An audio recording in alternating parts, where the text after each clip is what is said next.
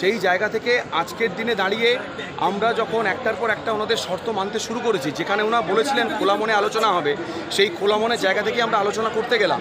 তারপরে যখন আমরা মিনিটস নিয়ে আসার কথা বললাম লাস্টে, এরকম তো হয় না যে এখানে তো কোনো আমাদের যে একজন কেউ বললো তার কথাই সবাই মেনে নিলাম, তা তো হয় না। সবার আলোচনা, সবার মতামত নিয়ে আমাদের আসতে হবে।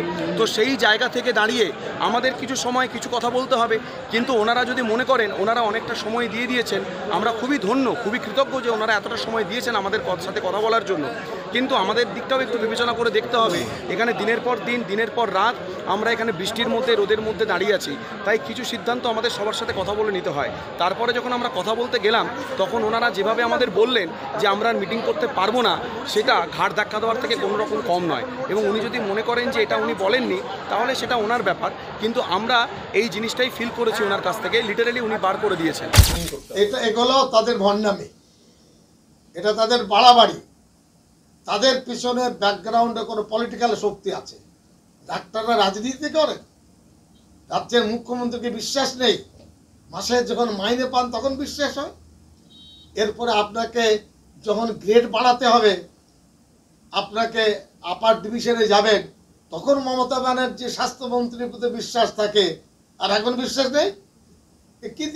কোন দ্বিচারিতা?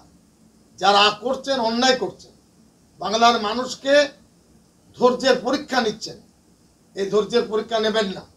ওরা চাইছে পাবলিকের সাথে ঝগড়া হোক, ওরা চাইছে পুলিশের সাথে সংঘর্ষ হোক, সেটা মানুষকে দেখাবে। মন্ত্রী বলতে পারছেন না, তার একটা সৌজন্যতা আছে, কিন্তু এটা খুব বাড়াবাড়ি হচ্ছে।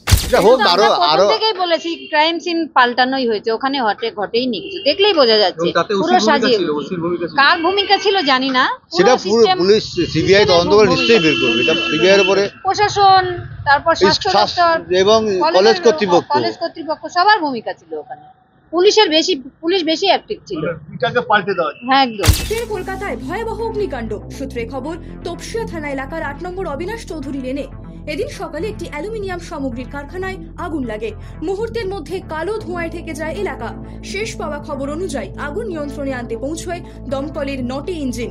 এই প্রতিবেদন লেখা পর্যন্ত কোনো হতাহতের খবর মেলেনি। তবে কারখানার আশেপাশের এলাকা জনবসতিপূর্ণ হওয়ায় আতঙ্ক ছড়িয়েছে স্থানীয়দের মধ্যে। ঠিক কী কারণে আগুন লাগলো তাও খতিয়ে দেখা হচ্ছে। কলকাতা থেকে ছোট মাতব্বরের report, 7 hour news network. Jai Hind.